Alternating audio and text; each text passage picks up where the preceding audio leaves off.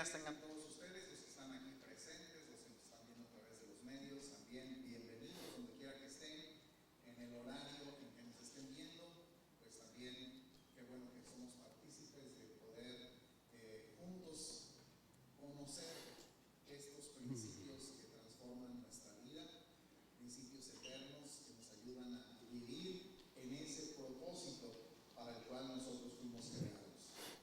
Muy bien, pues esta mañana tengo el privilegio de presentar, es un amigo de hace varios años, yo le conocí originalmente en Guadalajara, viviendo en Guadalajara hace muchos años, y bueno, a través de los tiempos hemos mantenido comunicación, sabemos lo que ha estado pasando en sus vidas. En algunas ocasiones estuvo Carlos con Joaquina, su esposa, aquí con nosotros, sobre todo enfocado en edificación de matrimonios, y hoy el arquitecto Carlos Salazar va a estarnos enseñando esta mañana. Adelante, Carlos.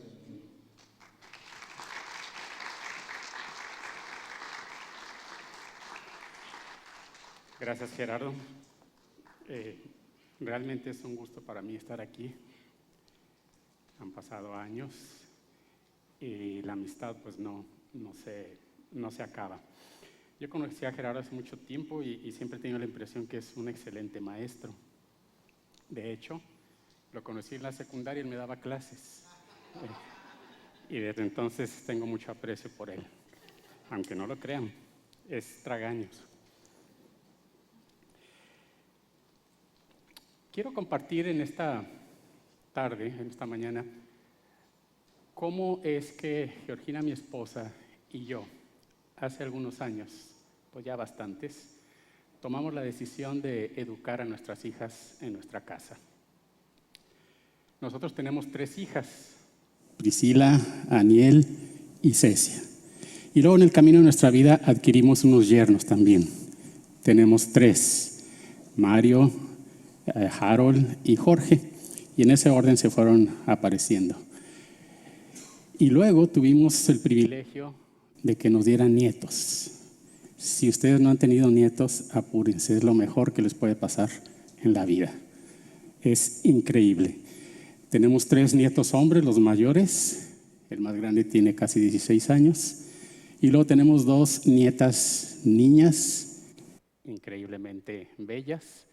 La más pequeña tiene 9 años, para que más o menos se ubiquen el rango en el que estamos. Así que, pues, es mi privilegio, y gracias, Gerardo, por invitarme a compartir en esta mañana el hablar de nuestra propia experiencia. Nosotros tenemos 45 años de casados, ahí la llevamos.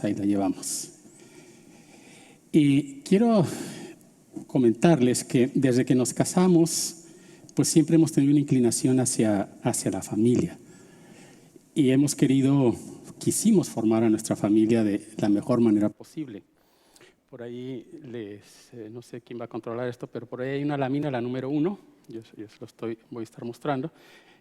Y quiero compartirles, empezar esta plática con lo que fue mi anhelo como padre, y sigue siéndolo. Pero cuando iban a nacer nuestras hijas, junto con mi esposa, queríamos lograr el objetivo de formar a nuestras hijas en una familia fuerte, sólida y unida. Y pensábamos para que sean competentes en este mundo y capaces de generarse bienestar en su propio estilo de vida, dejando cada una su legado para contribuir al desarrollo y mejoramiento de la sociedad. Esa ha sido nuestra visión, nuestro anhelo de vida. Claro que en los años y todo vamos aprendiendo y van afinándose muchas cosas. Yo creo que no soy el único papá que piensa de esta manera. Yo supongo que la mayoría tienen una idea, un anhelo general así para su familia. Pues bien, con ese anhelo y con esa intención de nuestra vida, pues llegó nuestra hija primera, Priscila, y luego comenzó a crecer. La cuidábamos, la protegíamos. Era Iba a decir que era un encanto, pero lloraba todas las noches. De todas maneras la amábamos. Y por fin fue creciendo y llegó el día de ir al kindergarten. Ese día fue trágico para ella y para mi esposa. No se quería quedar, lloraba, sufría. Y fue un impacto para nosotros, sobre todo para mi esposa. Un impacto muy duro. Tan chiquita y dejándola y diciéndole, no me dejes, no quiero estar aquí. Y como siempre, nosotros pues pensábamos, como piensa mucha gente, teníamos las respuestas para eso. Y las respuestas yo creo que ustedes también las conocen. Pues debe ir a la escuela, debe madurar, debe aprender a conducirse. Son respuestas muy comunes que generalmente nos damos. Es natural que tenga esa reacción. Ahora que han pasado los años, y hace tiempo que lo entendí, ¿qué tan natural puede ser que un niño que no entiende por qué su mamá lo está abandonando en un lugar desconocido, en un lugar hostil para él, porque no sabe que está protegido, no sabe que hay muchas situaciones, entre en ese sufrimiento y comienza a enfrentar un mundo que no conocía y de pronto un día se encuentra en él? Pues así sucedió luego con Aniel la segunda y con Cecia la tercera. Dramas más o dramas menos. Y luego en el proceso pues hubo de todo, ¿no? en nuestra vida. Pero sin embargo teníamos las respuestas correctas. Nos preocupábamos, de hecho nos jactábamos de que siempre estábamos pegados con ellas. Las llevábamos a la escuela, las recogíamos, no las dejábamos solas casi nunca. Y ahí está cosa.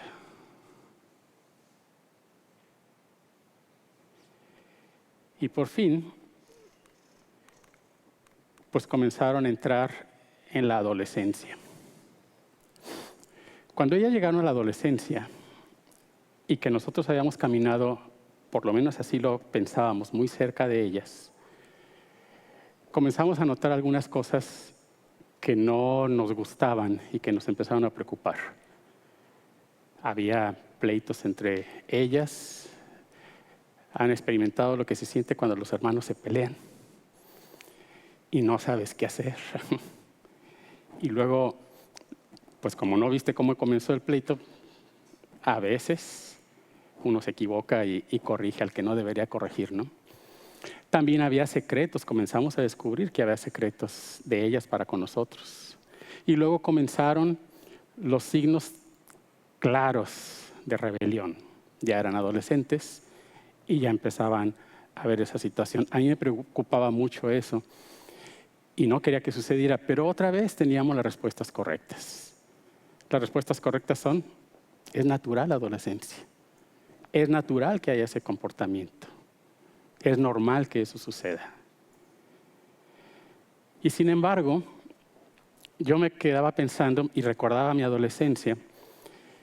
Y durante mi adolescencia, yo vi cómo algunos de mis amigos se destruyeron, literalmente, no lo estoy usando en forma figurada, literalmente se destruyeron. También vi cómo algunos de ellos cortaron totalmente su relación con sus papás. De hecho, uno de ellos era mi hermano. Y yo no quería que eso sucediera.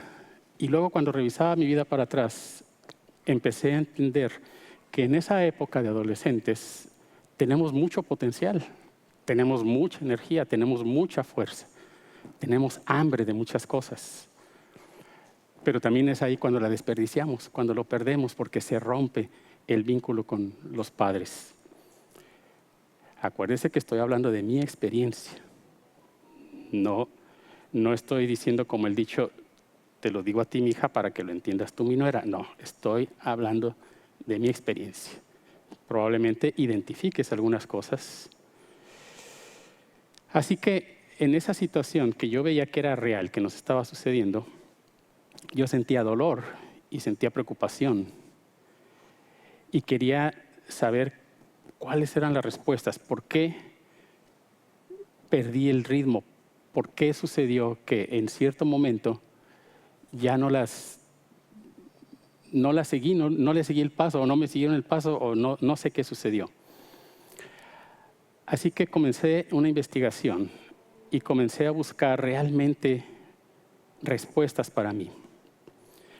Yo era creyente, la llevábamos a la iglesia, a la congregación todos los domingos, y había escuchado muchas palabras, muchas promesas, conocía la Escritura. Y sin embargo, había sucedido esto.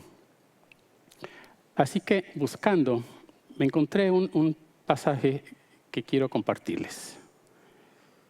Ahí está en la lámina 2, en Eclesiastés 3, versículo 11. Y dice: Él ha hecho todo apropiado a su tiempo. También ha puesto eternidad en sus corazones. Sin embargo, me gusta esta versión porque queda muy claro lo que dice.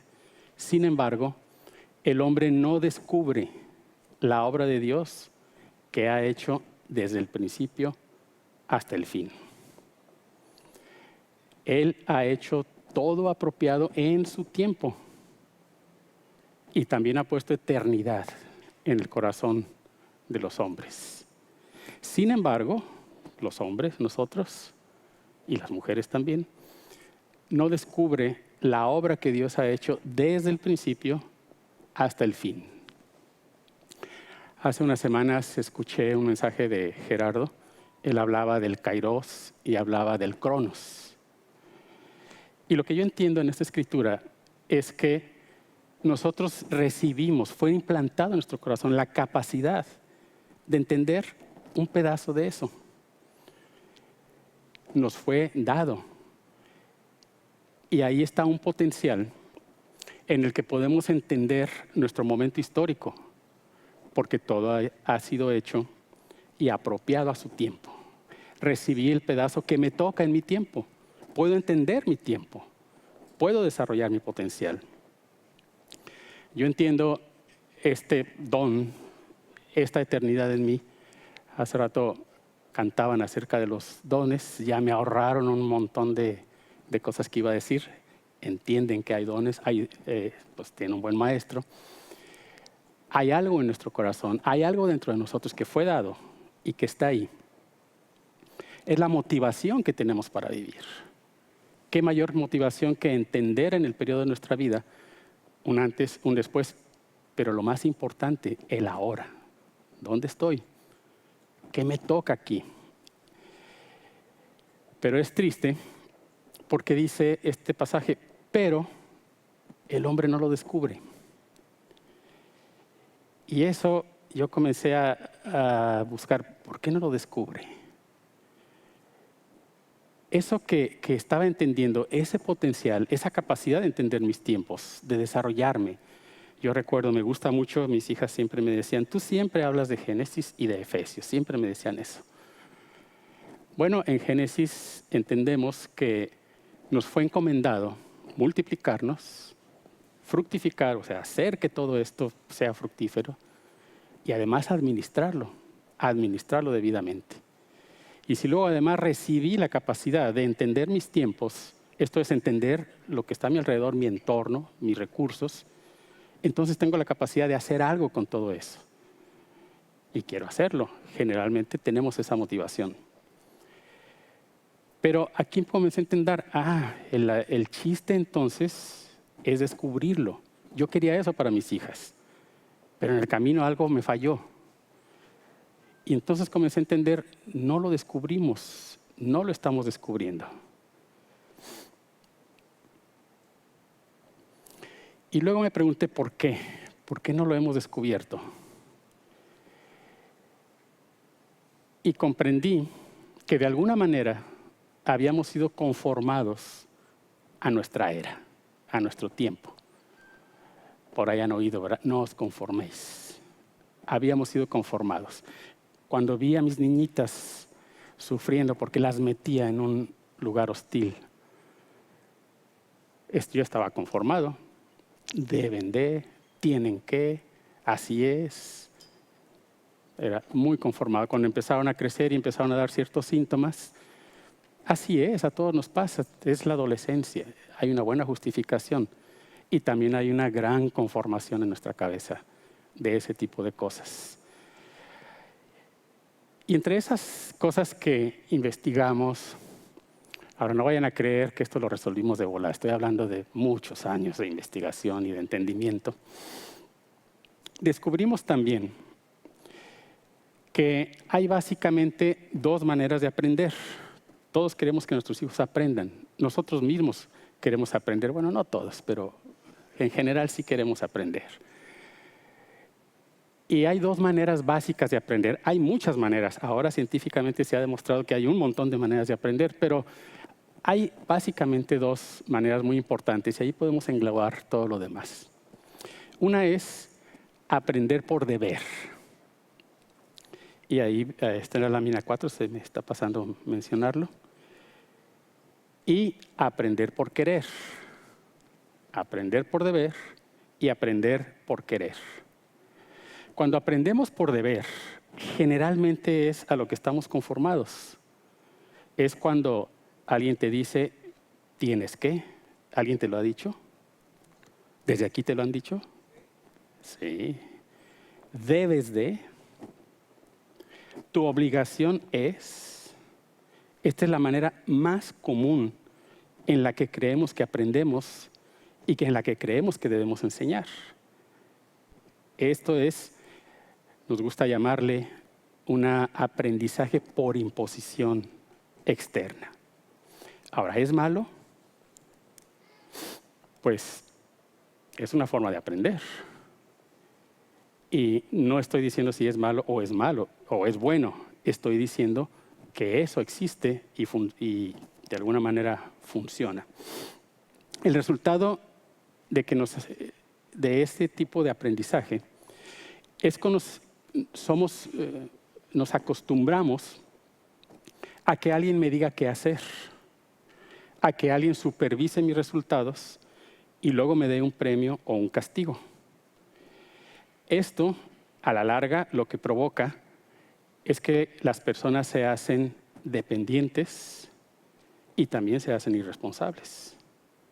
Porque tú me dijiste, y yo solamente hice lo que me dijiste. Y otra cosa que sucede con esa dependencia y con esa irresponsabilidad es que se pierde la capacidad creativa, se pierde la capacidad de intuición, se pierde la motivación de aprender porque no hay iniciativa. Tú eres el que me va a decir lo que debo hacer y luego me vas a decir sí o no. Yo escuché a muchos padres decirles a sus hijos, a mí me lo dijeron, pero así como sesgadito.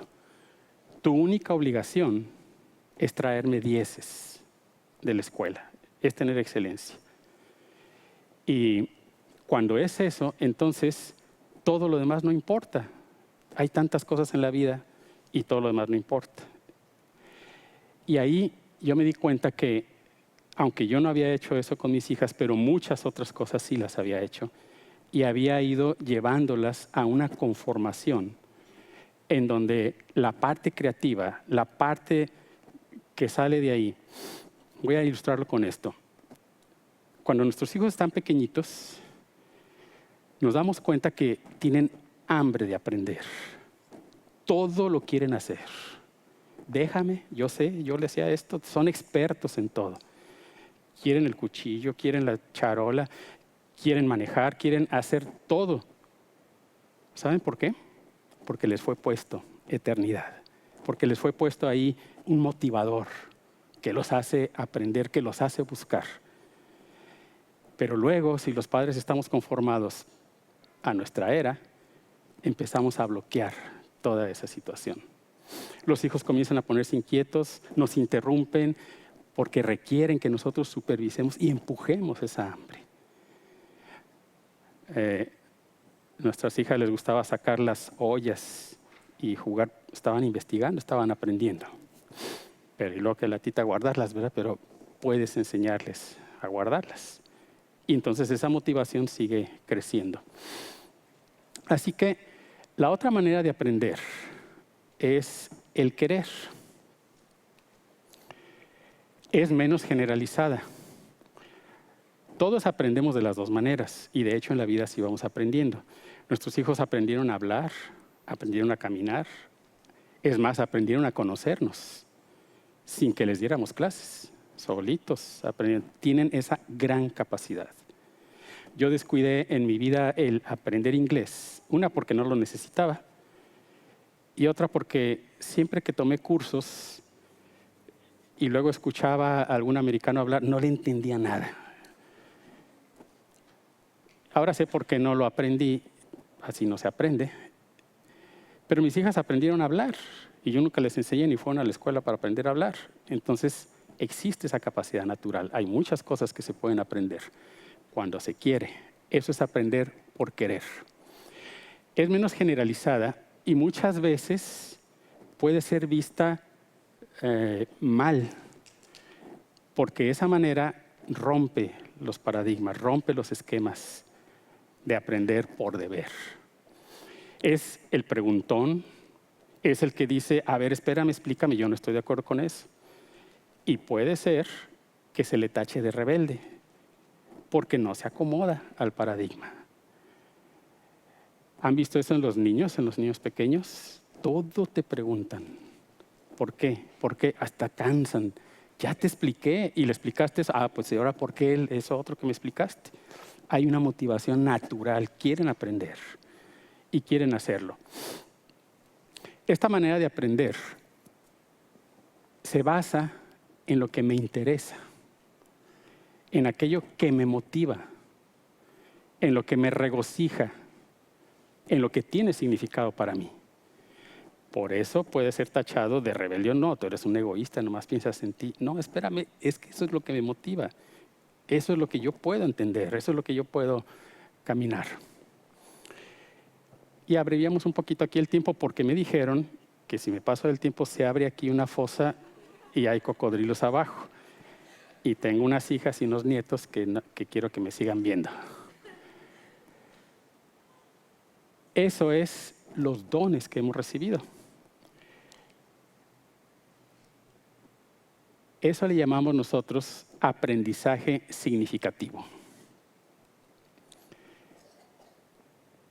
Cuando yo aprendo algo por deber, lo voy a retener el tiempo necesario hasta que pase el examen.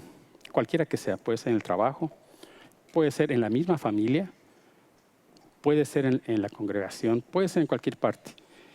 Como aprendí por deber, cuando se cumple ese pequeño propósito de ese deber, pues ya no tiene ninguna función. Yo recuerdo muchísimas cosas que aprendí por años, por deber, y no las recuerdo ahora. Es más, cuando estuve en la escuela aprendí muchísimas cosas y cuando realmente salí a trabajar tuve que volver a aprender porque en la escuela fue para pasar exámenes y en la realidad fue para resolver problemas en el trabajo. Era completamente diferente la motivación. Ahí sí quería aprender, ahí sí aprendí. Entonces siempre estamos aprendiendo de las dos maneras, pero la manera que realmente va a generar nuestra capacidad de hacerlo es esta. Esta manera hace que nosotros podamos descubrir lo que nos interesa, porque está basada en nuestro interés propio. Es lo que nos está motivando a encontrar algo. Eso nos trae mucha satisfacción. Cuando tú tienes una necesidad de entender algo y lo buscas y lo encuentras, hay una gran satisfacción y nunca se te va a olvidar, porque tú lo alcanzaste, no te lo trajo a alguien y te lo impuso. Tú lo descubriste. Dice en Primera de Tesalonicenses, la lámina 7, yo creo que ya los perdí, 5:21. Antes bien, examinarlo todo cuidadosamente, retener lo bueno. Es en el contexto, está hablando de los dones, está hablando de cómo funcionan. Y dice, escudriña todo. Esta versión dice cuidadosamente y retén lo bueno. Pero ¿cómo podemos esperar que nuestros hijos, cómo podía yo esperar que nuestras hijas pudieran tomar decisiones sabias, pudieran entender que algunas de las cosas que estaban haciendo no eran correctas, si habían estado siendo formadas en un esquema desde la casa en donde yo te digo qué haces y tú respondes a lo que yo te dije. Y todo lo demás no estaban siendo equipadas para poder analizar todo. Y fíjense qué importante es eso, sobre todo ahora en nuestro tiempo. El otro día le falló el refrigerador a mi hija. Y bueno, los refrigeradores no son como eran en mi época. Y a mí me gusta meterle mano a casi todo. Y lo vi y dije, caray, no entiendo bien cómo funciona. Fui a internet y le pregunté, ¿un refrigerador de tal marca? Y tiene este problema. Me salieron como 20 videos de cómo resolverlo. Y ¿cuál de todos escojo? ¿Cómo le hago? Eso se llama capacidad de discernimiento. Eso se llama saber investigar. Eso se llama buscar los recursos que necesitas para resolverlo. Y en un aprendizaje por deber no tienes esos elementos, fueron coartados. Y cuando tú estás aprendiendo, o tus hijos están aprendiendo, bueno, estoy hablando de las mías, cuando mis hijas están aprendiendo por su motivación, entonces pueden encontrar esos recursos y entonces sí pueden escudriñarlo todo y han desarrollado la capacidad de ser responsables de lo que investigan y cómo diferenciar lo que es bueno y lo que no es bueno. ¿Por qué tienen esa capacidad? Porque cuando toman sus decisiones, cuando tienen una necesidad y toma su decisión de investigar y encuentra lo que necesita y lo pone en práctica, ¿de quién fue la decisión de hacerlo? Fue de ella. Si esto funciona, pues funcionó y qué bueno que no funcionó. Si no funciona, ¿quién va a pagar las consecuencias? Ella. Y yo comencé a ver que entonces esto generaba una gran responsabilidad. Lo que a veces esperamos que tengan, pero no les dimos la oportunidad de que prueben así con intentos, errores. Y entonces a la siguiente vez la prueba va a ser más prudente, más pensada. Y eso es lo que nos está diciendo esta escritura. Escudriñalo todo. No está prohibido que lo escudriñes. Pero ten discernimiento, ten capacidad para desechar lo que no sirve y retener lo bueno. Pero si fui educado de una manera del deber, cuando me confronto con algo que no estaba en mi currículo, no puedo resolverlo y tomo decisiones equivocadas. Corintios, Efesios, Romanos nos hablan de los dones. No voy a tocar ese punto, sé que ustedes lo conocen. Lo único que quiero tocar es que en esos dones podemos hablar de que hay una motivación. Hay una motivación interna, nos motivan, nos generan. También nos dice en esos pasajes que nosotros tenemos que usarlos, como algunos de los cantos decía, en el contexto de la edificación del cuerpo. Y no estoy hablando de una mera congregación, estoy hablando de una forma de vida. Estoy hablando de la época que a ti y a mí nos toca, y a todos, o de cualquier época que sea. Porque esa motivación interna debe desarrollarse, y debe desarrollarse en ese proceso natural. Y me gusta mucho ese contexto de cuerpo, siempre me ha gustado ese contexto de cuerpo, porque en la familia hay esta situación. Yo observaba, voy a checar mis notas porque ya me fui por otra beta y no quiero desviarme. Yo observaba que lo veía con mis compañeros cuando iba a sus casas. Y en mi propia casa sucedía. Éramos muy amigos, yo tenía un amigo muy amigo, pero cuando llegaba a su casa, él no tenía esa relación con sus hermanos que tenía conmigo. Y en mi casa yo no tenía esa relación con mis hermanos que tenía con él. Entonces, lo que sucedía es que ambos estábamos creciendo en un ambiente donde nos conocíamos, nos complementábamos, él y yo, pero eso no estaba sucediendo en las familias. Y ese punto se los voy a dejar ahí para un momentito más adelante. El aspecto de que sea reprimida esa capacidad de relacionarnos y de investigar viene cuando nosotros, como yo hice con mis hijas, al meterlas en una situación ajena a nosotros, y no me refiero solamente a la escuela, me refiero a muchas otras situaciones en el contexto, vamos reprimiendo y vamos creando esa hostilidad. Cuando los hijos llegan a la adolescencia vemos que están enojados, vemos que están molestos. Y por eso también en Colosenses, ahí en la lámina 9, nos dice: padres, no exasperéis a vuestros hijos para que no se desalienten. Cada vez que nosotros cometemos ese error, estamos poniendo en ellos un desaliento, los exasperamos. Yo recuerdo a mi hija diciendo: no me dejes. O sea, ¿han visto a un niño llorar y que no le atienden los papás? ¿Han visto cómo le va cambiando la voz, la desesperación del llanto? Porque se desarrolló una teoría de que lo dejaras llorar hasta que se cansara. Y el pobre ahí está exasperado, ahí está haciendo. Algunos años después lo van a recolectar. Va a tener desánimo, va a estar enojado. Muchas cosas que suceden en la adolescencia es cuando se empieza a notar lo que hicimos mal. El diseño de nuestros hijos y el diseño de todos nosotros es que vayamos descubriendo las características y el potencial de cada uno. Yo no había entendido eso. Ese pasaje dice: no descubren. Ah, caray, la clave es descubrir. Esto se dio en ese contexto y fue diseñado para que se diera en el contexto de la tutela de los papás. Cuando empiezan nuestros hijos a manifestar esa necesidad, ese interés por aprender, entonces nosotros debemos crear ese ambiente libre, amoroso y seguro para que lo desarrollen y para que lo sigan desarrollando. Y luego, cuando empiezan a crecer, empieza a haber entre los hermanos sinergia. Los hermanos se quieren y hasta que empiezan a crecer, y luego empieza a haber conflicto. Y si los hemos sacado de nuestro contexto familiar, más claro va a ser ese conflicto.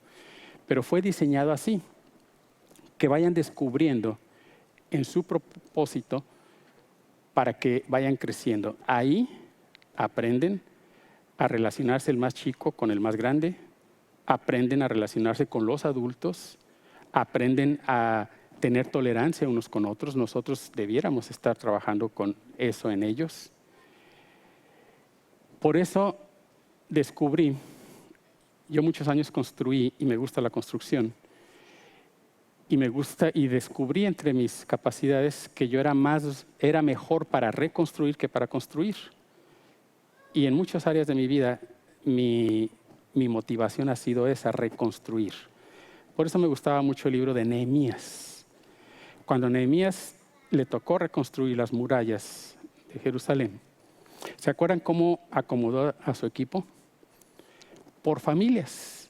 Los puso a cada uno en lugares clave, por familias, porque había identificado cada familia qué características tenía, en dónde podían ser muy buenos, y ahí los acomodó.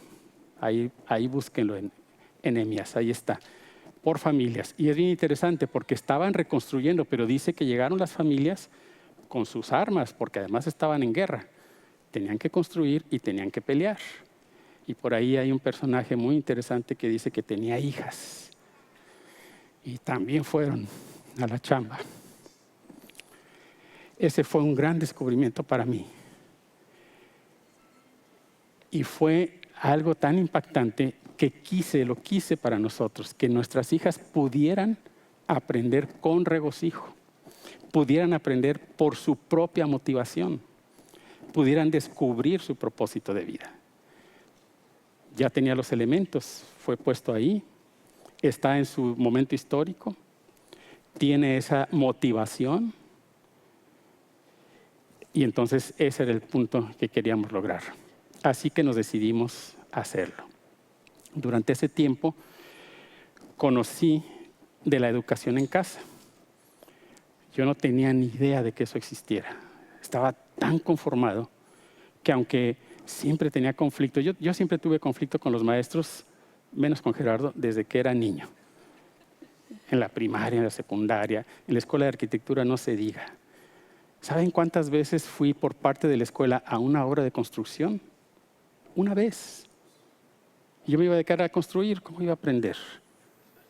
Demasiada teoría, ¿no? Y luego cuando mis hijas estaban en la escuela, igual.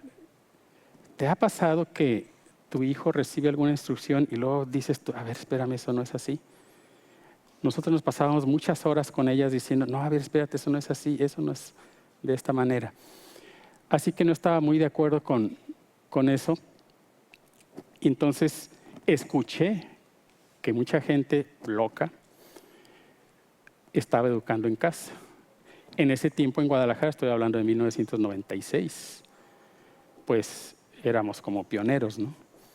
No puedo decir que éramos pioneros, porque mucha gente antes lo había hecho.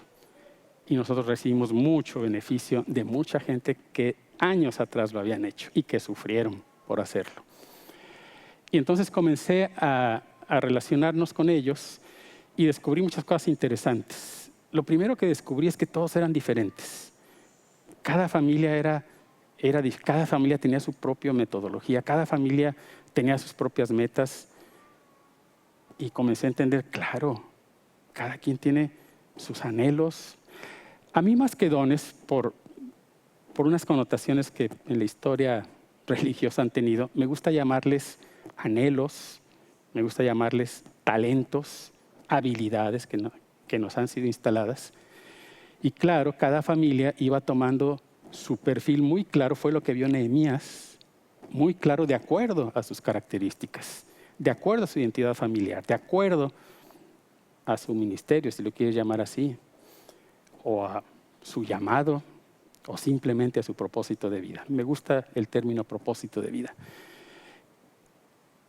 Y otra cosa que observaba en ellos es que eran unidas las familias, era lo que yo anhelaba, familias unidas. Me tocó ver niños de 15 años cuidando al bebecito, al bebé, su hermanito, dándole el biberón y todo, y eso era impactante para mí, nunca había visto yo algo así. Y luego veía que todos desarrollaban muchas habilidades de diferente tipo. Eso a mí me impactó y me gustó mucho. Platiqué con mi esposa, nos relacionamos con estas familias, aprendimos de ellos y así comenzamos nuestro proceso de educar en casa. Hablamos con ellas, mis hijas eran adolescentes, no eran unas niñas. En ese momento, pues lo único que yo pensaba era, de aquí para adelante, ¿qué voy a hacer? Quería redimir ese tiempo. ¿Y sabías que eso también es posible? Hay cosas que no puedes recuperar, pero hay cosas que sí puedes recuperar. Y comenzamos a hacerlo. Hablamos con ellas, les dijimos nuestro plan, les dijimos lo que queríamos hacer y las sacamos de la escuela. Aquí quiero hacer un paréntesis importante. No estoy contra la escuela, mi familia no está contra la escuela. No estoy condenando la escuela, estoy hablando de mis decisiones y de cómo de una manera conformada habíamos afectado a nuestras hijas. Yo creo que todas las instituciones educativas tienen un propósito, son una herramienta y ahí sí depende de cada familia si esa herramienta se ajusta a lo que tú quieres hacer.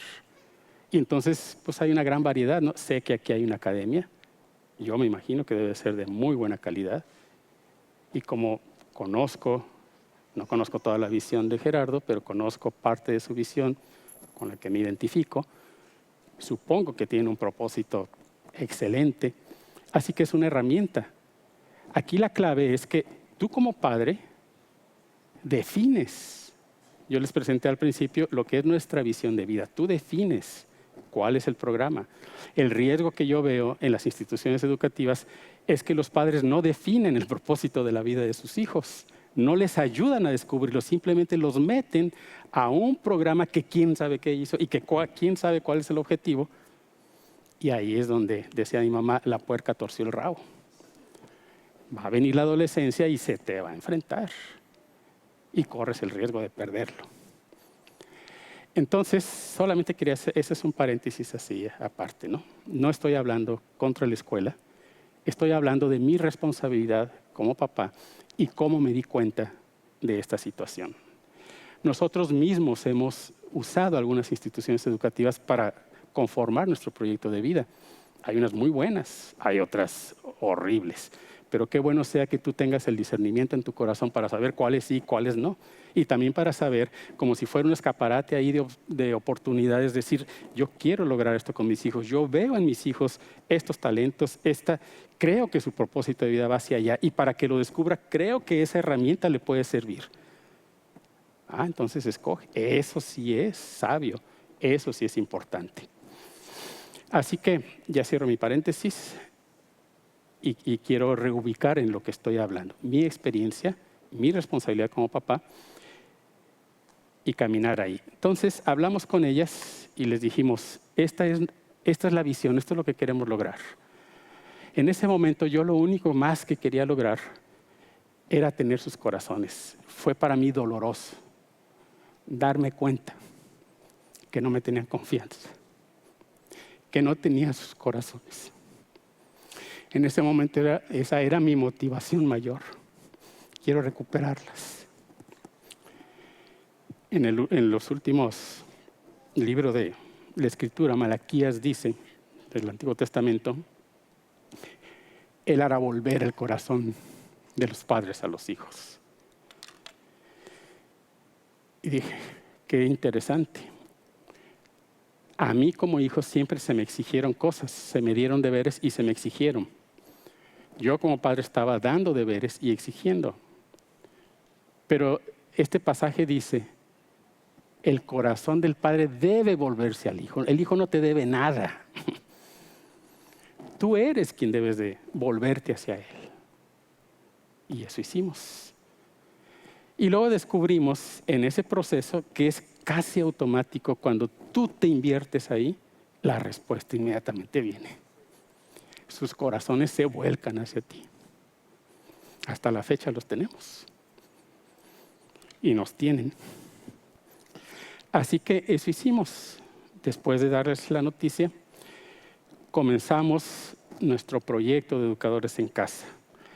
En aquella época se estaba traduciendo un material que se había hecho aquí en Estados Unidos. Era una especie de currículum para los que iniciaban en esto. Y entonces comenzamos esperando que nos llegara, lo estaban traduciendo. ¿Y saben qué? Nos quedamos esperando, nunca terminaron de traducirlo. Pero arrancamos. Y me acuerdo que arrancamos y lo primero que hicimos fue volcar nuestros corazones hacia ellas y tomamos unos días, sí nos tomó varios días, en que empezamos a pedirles perdón por tantas cosas equivocadas que nos estábamos dando cuenta que habíamos cometido. Fueron tiempos difíciles. Es difícil para un papá pedirle perdón a su hijo. Y a veces creemos que eso te va a quitar autoridad. Al revés, creces. Ahora que oigo a mi hija Priscila o a mis hijas hablar de algunas de estas experiencias, dicen, eso fue lo que me convenció. La firmeza y la seguridad que tenían de hacerlo. Cuando ellos no saben para dónde vamos nosotros, pues menos van a saber ellos para dónde van, ¿no? Y luego, después de que hicimos nuestro ejercicio, todavía nos tomamos el tiempo de decirles, pues, es lo que yo me acuerdo, pero si tú te acuerdas algo más, ¿sabes que cuando le preguntas a tu hijo, ¿hay algo en lo que yo te he lastimado? Como dijo alguien de quien aprendí estas cosas, si tú le preguntas a tu hijo, ¿hay algo que yo te haya lastimado? Siéntate porque va a ser una lista que ni te imaginas. Y así sucedió. Entonces vinieron y días pasaban y hablábamos, sí, y esto, y esto, y esto. Pero luego ellas comenzaron a decir, ahora yo te tengo que decir esto. Y comenzó a hacerse una conexión entre nosotros increíble. Se creó una atmósfera de confianza, de libertad, de gozo. Empezó a haber gozo, empezó a haber entusiasmo, empezó a haber ganas de aprender. Nunca se habían quitado. Yo entiendo esto, ahora que la tecnología nos da muchos ejemplos, entiendo esto como que nuestro cuerpo tiene ciertas características. son parte de nuestra identidad. Cómo somos, quiénes son nuestros padres, son parte de nuestra identidad. Pero luego en ese hardware se instaló un software, que son estos anhelos, que son estas capacidades. Pero para que eso se desarrolle hay que activarlo. Y luego lo activas y empieza a desarrollarse hasta que se despliega quién sabe hasta dónde. Uno no tiene idea de los alcances que esto puede tener en una persona que desde niño está siendo motivado y está caminando así. Y así comencé a ver en mis hijas cómo se empezaron a hacer cosas, cómo ellas empezaron a interesarse por situaciones que no se interesaban. Mi hija Aniel con trabajos pasaba las clases de historia y yo era maestro de historia. Mi hija Priscila no le gustaban los niños, ahora se dedica a producir recursos para padres que educan en casa porque le motiva que los niños no pasen por esas situaciones. Mi hija Cecia era calladita, bueno, regular, a veces es calladita, a veces no. Y de pronto descubrí que le llamaba la atención la tecnología, las matemáticas, y yo no lo sabía. Mi hija Aniel se hizo investigadora de historia. Entonces comienzas a descubrir un montón de cosas que creías que sabías, pero no tenemos que saberlas, nada más tenemos que picarle el botón para que se empiecen a desarrollar y se empiecen a desplegar. En ese proceso, lo primero que hicimos pues, fue repartir las labores de la casa. Ahí mi esposa tenía pues, mucho que hacer, ¿no? Y no porque fueran niñas. Recuerdo que mucha gente nos decía, cuando empezaron a haber cambios en ellas, mucha gente nos decía, pues qué chistes que ustedes tienen niñas, y las niñas son muy, muy dóciles. Pues yo conocí niñas que no eran nada dóciles. Y he conocido muchos casos trágicos de niñas. Y luego decían, pues así que chiste, ¿no? Realmente, saben que a mí no me interesaba lo que dijeran, no tenía ese problema. Yo estaba enfocado en que pudiera funcionar nuestro proyecto de vida. Y en esos procesos de hasta hacer el quehacer, de trabajar y estar juntas, comenzó a desarrollarse mucha instrucción. Y entonces venían a mí pasajes que entendía y que antes creía haber entendido. Eso quiere decir en el camino, al levantarse, al sentarse, al acostarse. Eso quiere decir instruye al niño en su camino, el de él, en que actives esas cosas que están en él, en que descubra su propósito de vida, en que sepa que en su época y en su entorno puede hacer muchas cosas. Eso es instruir al niño en su camino. Entonces sí, no se apartará de él cuando activas todo eso. Y así seguimos caminando en este proceso. Mi función pues era dar dirección. Y como yo salía a trabajar, entonces comencé a reunirme con ellas muy temprano, a las 5 de la mañana, platicábamos. Y lo que nosotros comenzamos a desarrollar fue proyectos. Ahora se llaman proyectos por objetivos, educación por objetivos. Proyectos. Queremos lograr algo, queremos lograr esto. Y fue interesante ver que entonces empezaron a mover las habilidades de cada una de ellas. Yo hago esto, yo hago esto, yo hago esto. Y cada una investigaba y desarrollaba aquella parte para la que era capaz. Y comenzaron a hacer proyectos muy interesantes, muy amplios. Y ahí, claro, que se aprendía todo lo que tenían que aprender. Ellas ya sabían leer, ya sabían escribir, ya sabían matemáticas básicas. Lo que seguía era aprender cosas prácticas para desarrollar todas estas situaciones. Un día desarrollamos un proyecto en el que queríamos crear una herramienta que ayudara a fortalecer el carácter. Y ese proyecto funcionó y se desarrolló. Y luego se convirtió en un proyecto profesional que empezamos a vender a las empresas como parte de un programa de desarrollo humano. Y le llamamos Sistema Eficaz de la Actitud. Porque la actitud es la manifestación del ánimo. El ánimo se entiende como la vida que está dentro, como ese soplo de vida, como esa eternidad que está ahí. Así que de esas cosas nos sucedieron y fue muy importante y muy interesante. Yo no hacía compromisos entre las 2 y las 5 de la tarde. Un día, un pastor, por cierto, me dijo, lo oí en una plática, y decía que a la hora de la comida, él tenía puros hijos, era mucho más grande que yo, más o menos como Gerardo. Y decía, cuando yo me siento a comer con mis hijos, describía algo muy interesante, jugaban, reían. Qué feo es sentarte a comer con la familia y que todos tengan sus carotas y que no puedan dialogar o no puedan platicar, o metidos cada quien en su aparato.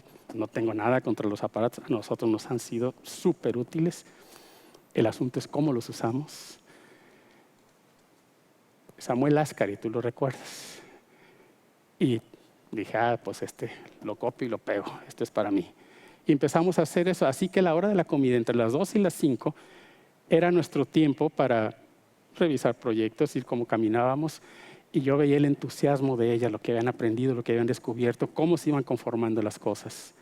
Uno de esos proyectos, por cierto, fue aquí en Houston. Vinieron ellas a estar aquí un tiempo para aprender inglés. Gerardo y Lupita las hospedaron. Nunca lo voy a olvidar.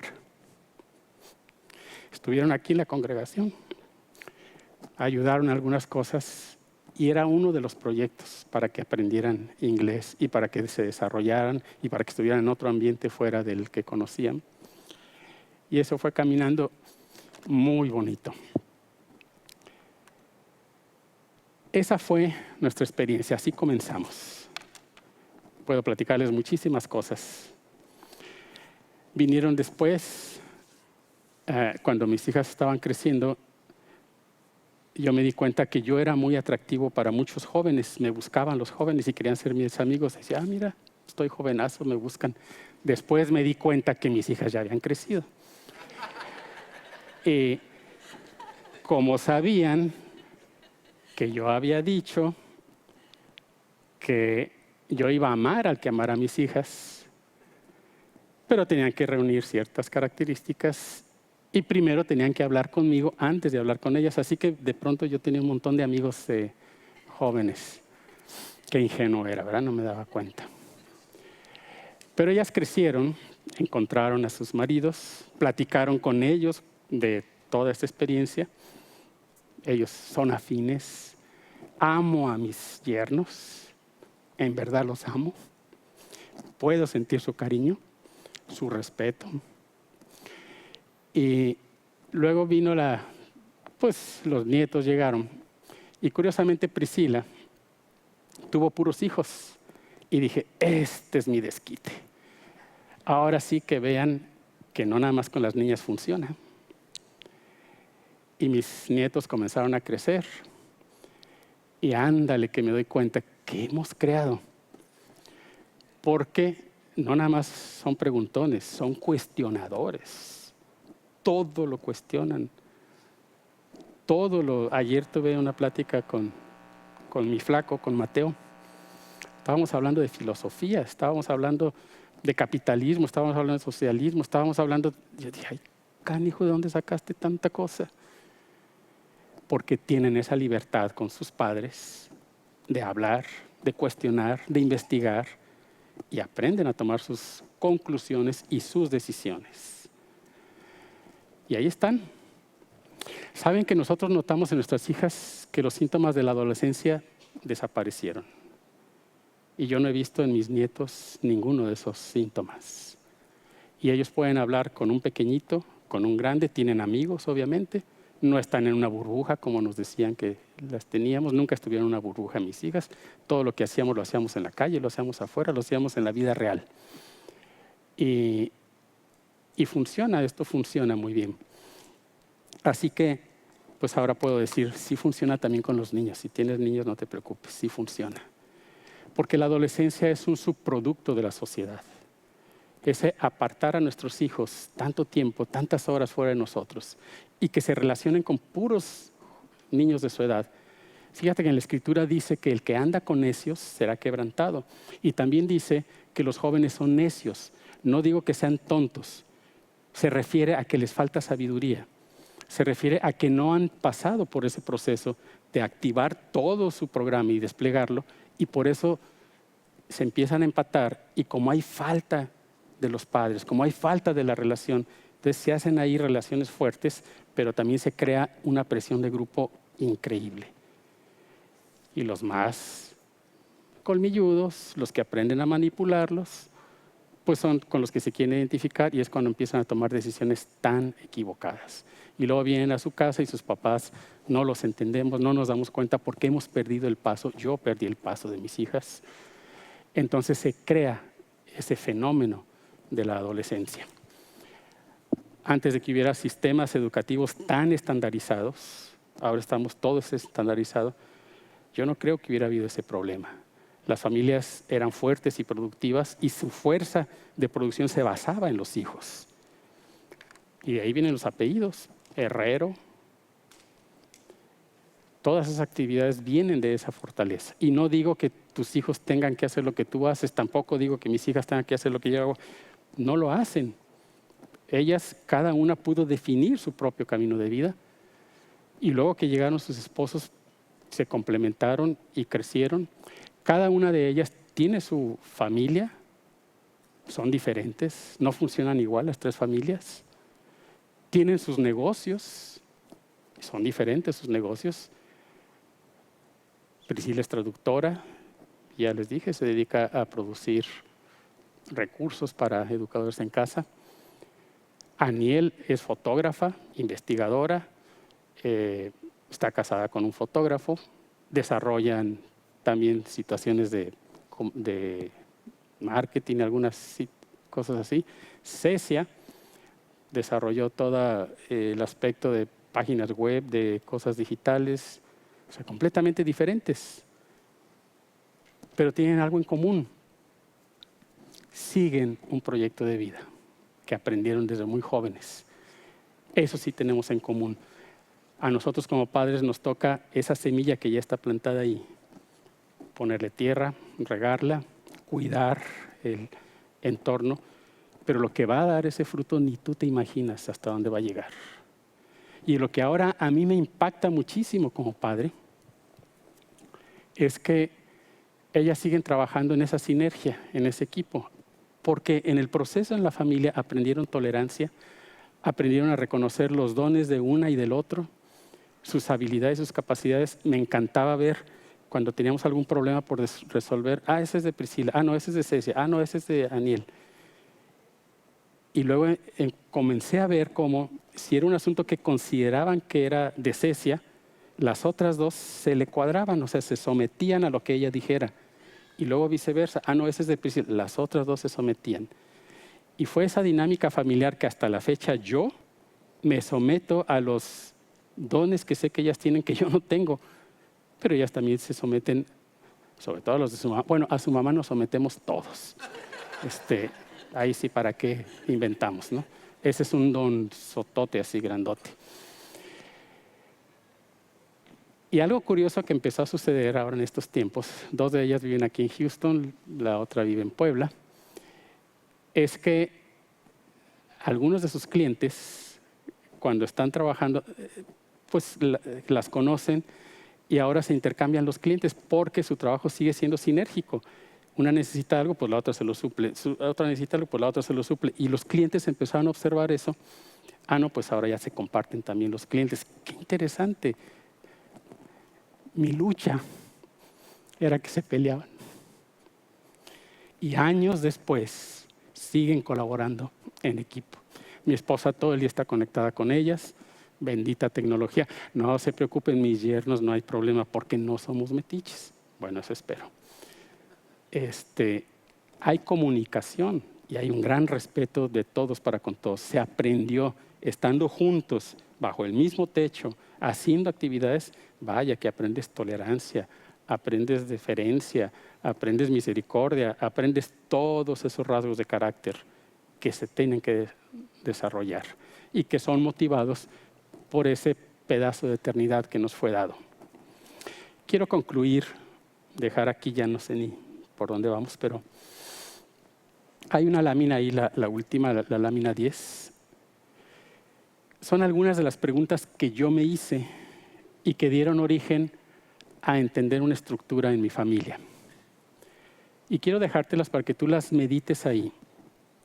No te estoy diciendo que hagas lo que yo hice, simplemente estoy compartiendo mi experiencia.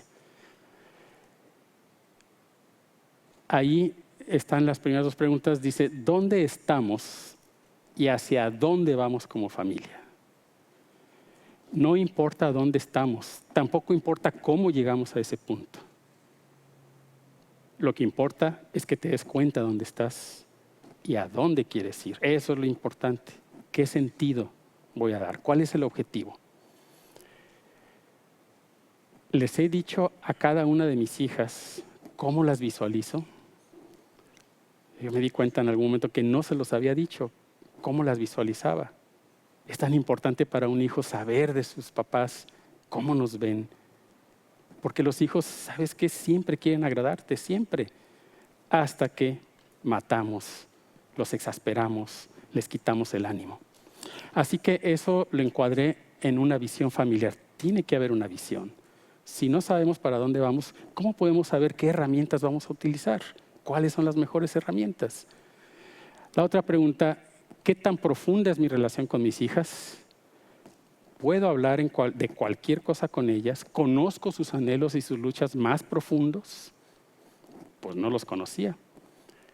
Tuve que desarrollar lo que después descubrimos, una conexión con ellas. Y ahí está una estructura. Y luego estoy descubriendo y desarrollando su potencial para que puedan dar en el blanco de su vida.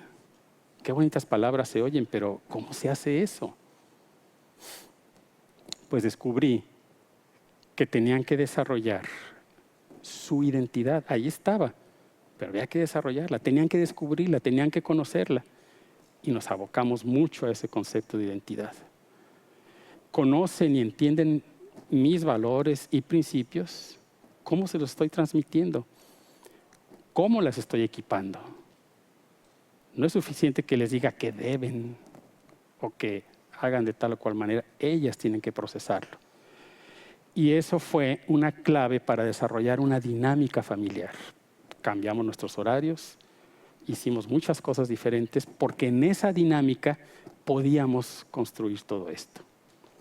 Esa fue nuestra experiencia que seguimos disfrutando hasta ahora, con nuestros nietos, con nuestros yernos, con nuestras hijas. Ahí te voy a dejar esas preguntas y si te sirve algo en tu vida, tómalo. Gracias.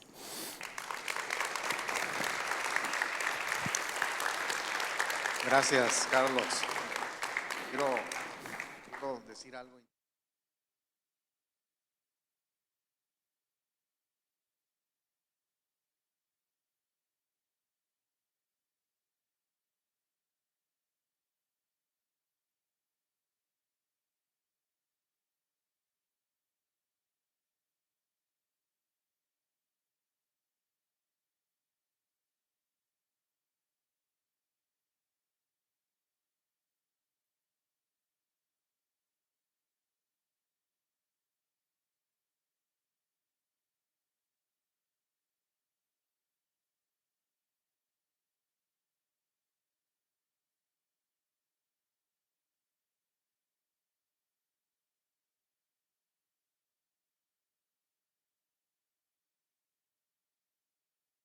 Chava. Como todas las clases eran oír hablar un maestro y hablar, yo me daba unas aburridas impresionantes. De hecho, fácilmente 2 o 3 veces por semana me dejaban castigado porque yo era muy inquieto, no me sentía encajonado en el sistema de la escuela y terminaba 1 o 2 horas castigado después de la salida. Sí, me imagino. Y no fue sino hasta que llegué a la preparatoria